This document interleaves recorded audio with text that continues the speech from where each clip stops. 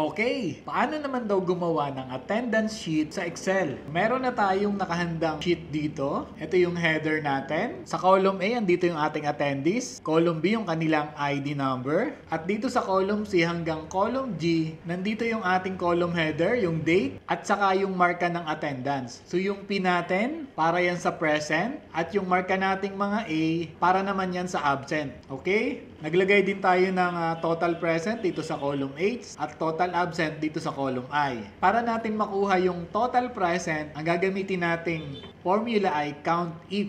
Then ito yung range niya, C2 hanggang G2. At kapag present yung P, bibilangin niya yon. Okay? Enter. 4 yung present. Then, copy natin yung formula. Then, dito sa total present, i-copy lang natin yung formula nito. Palitan lang natin yung P ng A. So, bibilangin niya kung ilan yung absent. Okay? Then, enter. Copy natin yung formula. Center natin. So, ito na yung ating total present at saka yung total absent. So, paano naman gumamit ng conditional formatting para ma-highlight yung present at saka yung absent? I-select lang natin itong lalagyan natin ng conditional formatting. Then, go to home. Go to conditional formatting. New rule.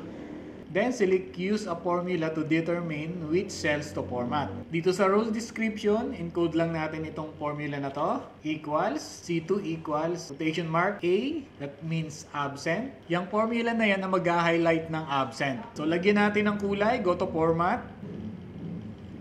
Fill. Gawin natin red yung absent. Then hit OK. OK. At naging kulay red ngayon yung cell na may markang absent.